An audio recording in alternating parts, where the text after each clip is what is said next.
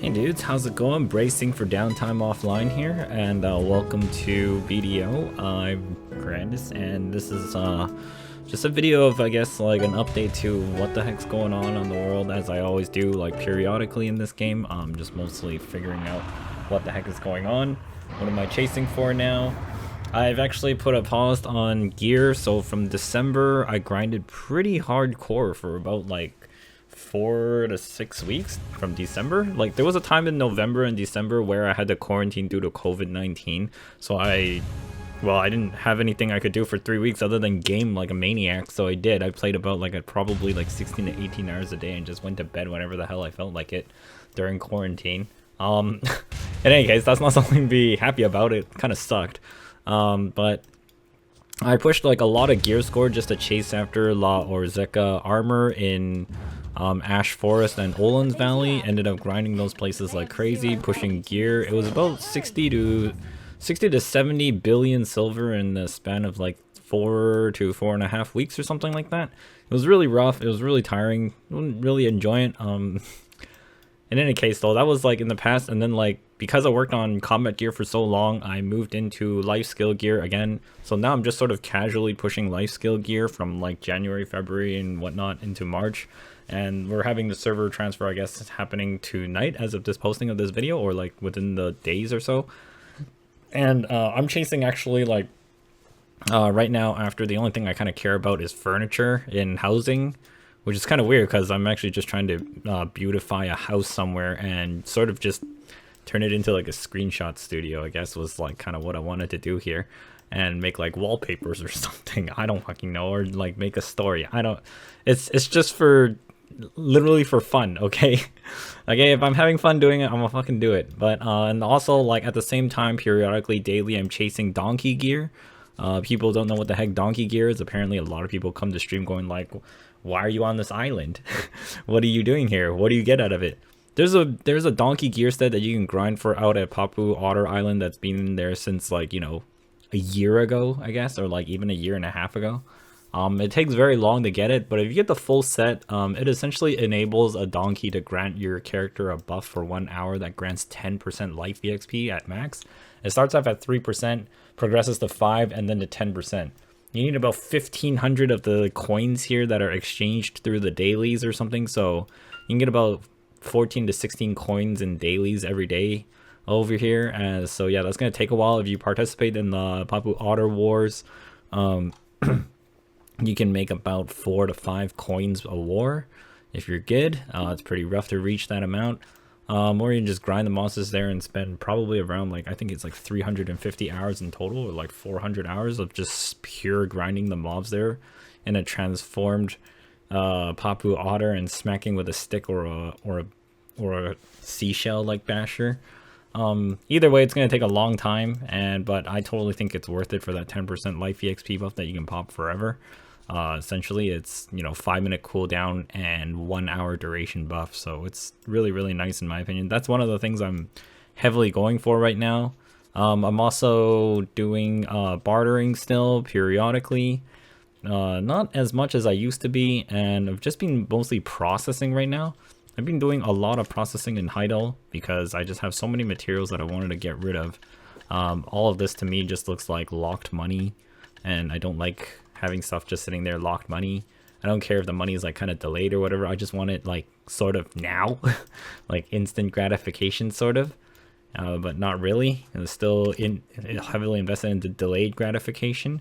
And then as well, like periodically I go out into the ocean and I've started farming for a golden crystal at the Lekrashon area because I'm looking to get more sea monster damage at a gold crystal level. I'm at a blue crystal level right now. I periodically grind this maybe like 2 to 3 hours every few days. I don't really go every day because it's kind of far and out of the way to get there. And I don't really want to move an alt there just for that because it kind of sucks for an alt. I'd rather have all my stats on one character. And that's kind of it right now. It's just the donkey gear, partial bartering, and Lekrashon fighting every now and then. Just the grind every few days when Agris Fever is high up. And then I come to Odraxia and pack some boxes and throw it into the boxes. That generally yields about, I want to say like 600 mil to like 1.2 billion, depending on how much activity I do per day. That's including the processing, and then I do farms periodically. Sometimes I do horse racing too, just to get the materials so I can keep attempting the T9 horse in Grana and hopefully turn it into a T9 Pegasus male. And when I get the T9 Pegasus male, I can start making T10 attempts and going for a dream horse, because I want the ascended dream horse of the Pegasus in my roster for travels, because to me it's just more downtime reduction. And this is more like towards like a very, very large, long goal. I don't really express it too often, other than like when people genuinely ask what I'm doing. So like generally what I'm trying to do right now is the donkey gear to boost life skill EXP, which is also going to help with like any kind of grind or whatever here. So I'm expecting like maybe even sailing EXP, and maybe start looking at guru sailing. I don't know, it's kind of stupid, honestly, that kind of a grind. And then like Lekrashan grind to grind the gold crystal to lower my downtime and like damage rate against Crocs eventually, which I'm going to go back to try and find the null. It's either going to become 2 million C coins first, or that's going to drop off the Crocs. I don't really know. Going to go there either way just to look for Merchant's Ring. And then eventually once that's complete, I'm going to jump back into Ash Forest. Ash Forest is going to be for the second La Orzeka helm that I was trying to get for my Kuno, just so I have a version swap just for the outfits. There's really no point to grind Ash Forest or Olans other than for the costume. Especially Ash Forest, it's really expensive to sustain an Ash Forest. I think I only make about like 146 mil an hour there, but then like the cost of like potions and everything else per hour is also like 20-30 mil itself alone, or like 40 even, depending on how many you use. And I'm pushing like the Black Star Awakening first. Although this is after like doing the life skill gear, I'm sort of just slowly pushing like the accessories right now before I do like 1 or 2 more clothes, and then maybe try and enhance this to pen or whatever. It's gonna be a while before I get there, but I am slowly also amassing a mass of pure magic while this is happening, while I'm chasing this donkey gear. So currently I have nearly like 350 mass of pure magics. I definitely don't think it's enough. I have a lot of stacks to just like crazy pound at it. But eventually, sooner or later, I'm just gonna try and like get as much silver as possible and just like forehead bang this all the way to pen, maybe, or maybe not even get there and have nothing at the end of it. I don't know, because for me this is a very big upgrade due to me using a Dragon Slayer. Dragon Slayer is much more of a leap than Dandelion due to the 1 AP loss and the 5 species damage loss that it possesses versus the Dandy. So to me this is a pretty huge upgrade here. Obviously I should actually get the Black Star Short Sword to pen first. If not, if I'm not going after pen, I should really swap my Black Star into like a Zarka C19 or C20, because it's just that much more obtainable due to Kafra Stone's progression being sort of like baby steps forward, and it's not really like RNG gated heavily like a pen Black Star or whatever. They'll lose a lot of PvE damage. It does increase strengths for a lot of everything else, and also gets my power up much faster. All I'm losing really is PvE damage there. But the accuracy and the brackets come much easier with a Zarka or whatever. Other things that I'm looking forward to is obviously the ice region down here, and also the Land of Demons north of Valencia. So most of all of what I just described in the past 7 to 8 minutes is pretty much in preparation for that. I fully expect that this ocean part up here in the north might actually open up as well with the Land of Demons. So I am also starting to progress the null just so that I can travel across the ocean faster. Obviously it's very far away, I don't know when, but hopefully when this comes I'll be close to it or something like that. It's going to be a bit of a long haul slow down there. And then the other activity is gathering. I'm sort of gathering water right now because I'm pushing water towards the water is mainly to enable like more experience pushing for cooking. I'm trying to get cooking to Guru 48 specifically, because when I have the Tet Wheel of accessories that I'm looking for, that's sort of like the last bracket where it's sort of significant for myself. Hunting is something I'm trying to aim for at Guru 50, but I put it on pause right now once I hit Guru 1. Until I get the donkey gear, I'm not really gonna like engage back on that, because I did some calculations with some awesome viewers in my stream and figured out it's probably gonna take about like over 1,000 hours or something. So if I can lower that by 10%, which is like 100 hours, I'm gonna do it, considering that's a lot of time saved, and as to how I'm looking at these huge grind projects, essentially. Alchemy, I really don't want to do this, but I will eventually, just to try and get RNG, Crystals of Wickedness, and Depravity, and whatever, and Degradedness, just to try and summon Zarka on the server. But I'm pretty sure someone else will probably do that first before I do, so, you know, just some fun things to aim for. I also want to aim for Guru farmings, but during that time when I'm aiming for this, I'll probably be pushing cooking and processing up to the as high as I can.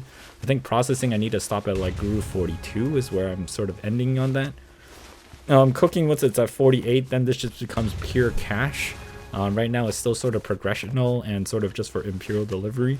Once it hit like Guru 48, this is gonna like transform and morph into a different method of like silver generation across different things. If it gets too saturated, then I can just switch off and go back into hunting or bartering or something like that. Hunting is actually more active. There's something I want to like try when I hit like Guru 40 and somewhere in Narshan. I don't think it's gonna be as good as like the just pure grind at like Feather Wolves or like other areas. I need to visit the other islands like Narvo and shoot the wolves until I get the titles. Same with the Balanos bears that are either on the cliff over here or in Ash Forest, as well as the deer and the fox, I think, that also have titles for those. I've already finished the lions on Valencia and I really don't want to go back there ever again, so I'm good. And that's a lot of stuff that's sort of like going on, and because there's so many things going on, it's just like there's not enough time and there's way too much shit to do, so most of the time I'm just sort of casually pacing these things. And like bartering is like Guru 6 is already at like nearly 80,000 exchanges. You get a final title at 77777 exchanges, 5/7s, Legend of the Sea. I haven't gotten the Sea coin titles expanded ever since they changed them, so I don't know what's going on with that. I think it's bugged out. Don't really know. It says like 50k, but I'm already holding like 12,000 coins. It's unfortunate because I do want to use the coins for silver, but I'm saving up for the null just in case it never drops from the crocs. So that's sort of like really heavily locked cash there. We're probably looking at like 10 billion silver just sitting alone in that by itself right now, which is pretty bad. And yeah, so that's pretty much the progression that's going on right now. In terms of nodes, from left to right, we've got the Stars End node just for massive pure magics there. Loopy Tree Timber, this is mostly for bartering, for processing EXP. Loopy Tree Sap is for elixirs, for Ash Forest. Pretty much know what everything is. Then we've got Lake Flondor, which is not mining for some reason. Should be mining on that. Knock ores for also grinding powder of earth, very expensive and very hard to get. I don't remember what it's exactly for, but I just remember it's a resource that's very scarce. We got moss tree timber and moss tree sap, moss tree plank. The sap is mostly for elixirs again, that are used for either droughts that I'm gonna be doing when I go gather rainbow shrooms over here sometimes, not always. The planks are just for EXP or ship repair materials. Mostly it's just for ship repair materials because you can't really do anything else with moss timber right now. There's very few things it's used for, and I'm certainly not going to turn it into crates. Strawberries, this is just straight up for cooking. It's a cooking resource. Rather than having to buy it all the time, I can just have some workers gather it periodically. Though because I do such big batches, this is pretty much never enough. It always gets burnt all the way after like not even one full session, just like a mini session, and it's all gone. Then we've got the Mountain of Division here for violence and more massive pure magic, very useful. Thornwood timber, thornwood sap. Thornwood timber mostly for furniture that I'm going to be investing in soon over here. Thornwood sap mostly for elixirs and droughts that I'm also going to be using. Massive pure magic over here as well for more Black Star attempts. Trace of battles for elixirs. That'll be eventually for alchemy boxes and alchemy EXP. Grapes and potatoes. Grape is for obviously cooking. Potato, I don't have enough of those. I've burned through like 300,000. Chicken and meat. And eggs still very useful. Chicken meat, I'm starting to find an avenue of burning a lot of chicken meat, and it's making Odolita meals. Very expensive. These 35,000 potatoes is like nothing. I just grinded out like 20k potatoes while I was eating dinner, and sort of just came back and like grinded some more thornwood sap and thornwood timber over there as well. Connection up towards the north here, we've got the dry rock fragment, which is mostly just trash. Trace of memory for elixirs of lethal assassins. We've got magic stone fragments over here. Trace of origin for another elixir. The trace of origin elixir, I remember, is mostly turned into cash, or other than that, you can turn it into gem polishers, which I will be using eventually to probably push for a Tet Manos golden coral belt for that 500 weight, which is very useful for bartering, weight swapping.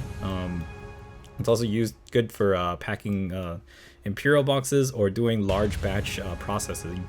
So when I get processing level up to a high enough amount, I think honestly I'm probably gonna wear a Tet Manos golden coral belt just for an extra like 1 or 2 ticks of processing, because it's already really short, down to about 10 or 12 minutes before my inventory gets maxed out in weight anyways, and then I have to come back and reset it. So even just 1 or 2 extra ticks just at the threshold would probably be very, very useful for processing stuff. Pine timber, I already just did like 700,000 in the past week.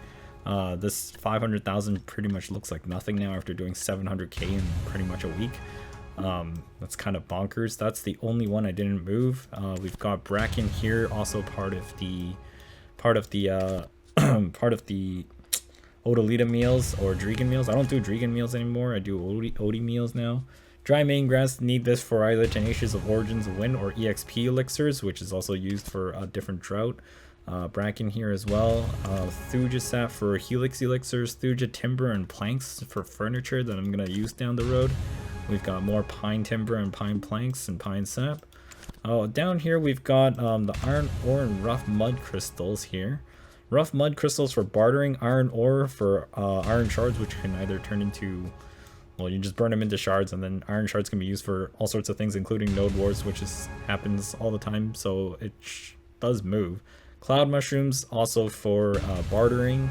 We've got lead ore, not really used for much other than bartering now these days for myself. Powder of time is really what I'm trying to get here for elixirs for horse training, I believe, because that stuff takes a lot. Or if it's not horse training, then it's for life skill EXP elixirs, which I still need both to make celerity droughts, I believe, and I need soaring wing elixirs for that, I think, too.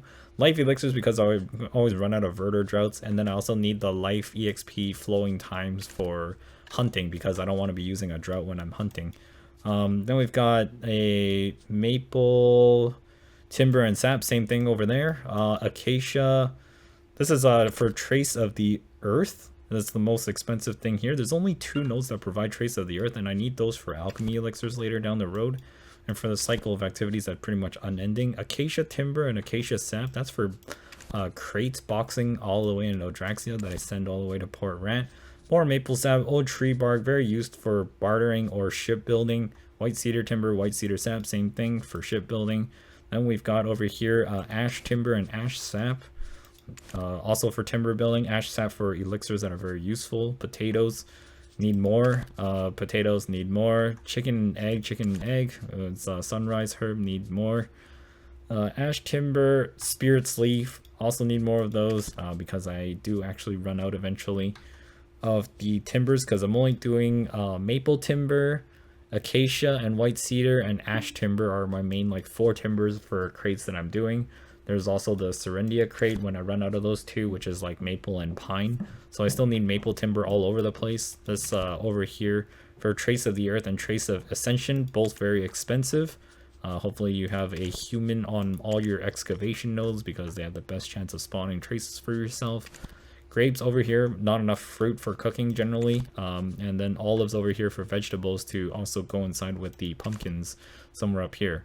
This node over here is for Trace of Battle, not really the Trace of Forest. Trace of Forest will get you like the draining elixirs, but I don't really make too many of those except for when I go to Ash Forest, just for that lifesteal because it's super dangerous there. Paprika for more vegetables over here. And pretty much that's the entire node world.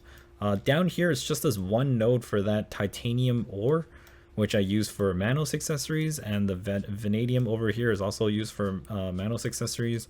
The coconuts mostly get turned into coconut pasta, which eventually get melded in towards with Kama Sylvia meals over there. Over here is the figs constantly growing for this one node for fig pies.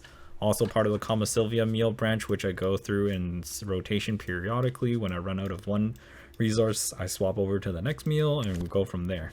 As well, also crafting boxes here. I've got 1,000. I've moved about 750 of these to Port Rat every week or so, and that pretty much amounts to like a 70 mil dunk bonus per week.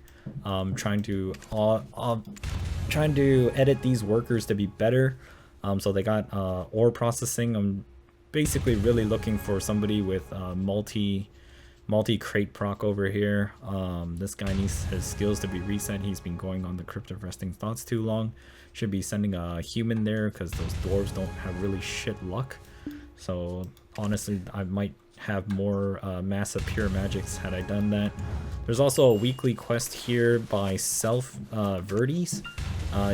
You give Essence of Tunta that I do every week over here. Since I come here every day to deliver boxes to Selfie, she'll give you like 5 massive pure magics when you make Essence of Tunta. I made like 6 of these, so this is good for 6 more weeks. And that's pretty much what's going on with the nodes and everything. I should honestly disconnect Tonkuta here and Turos. Most people grind in the Talabar's rotation, actually grind somewhere deep in there with actually go. I do have to go back here. Because I believe that the Flame of Despair is not only used for the chest armor, it's also used for the other 3 armor slots. So I believe when Fallen God, whatever other slot comes up, it's going to require that as well. Because for it to just require this one flame here and then it sort of loses its purpose other than Kaffir stones and trash, seems kind of odd to me. And that's pretty much it, boys. So, oh, and then this one little road here is for the Trace of Violence and the Fur Timber and Fur Sap. Fur Sap mostly for elixirs again. Fur Timber is mostly processed and just sold for cash. Silk Honey Grass for the Tenacious Origins of Wind Life, because I don't have enough of those. Eventually Alchemy will be to improve cooking beyond Guru 50 kind of thing. And that's it for the plans for now. And I gotta reconnect Port Rat because I've disconnected it for furniture creation, and I already beautified one house today sort of on stream at Lima Island. And that's it. My voice is absolutely destroyed. Thanks so much for watching. That's about it. I'll see you guys next time. I'll see you when PA runs this game, and this marks the end of Cacao Games essentially. So thanks so much for watching, and I'll see you next time. Peace.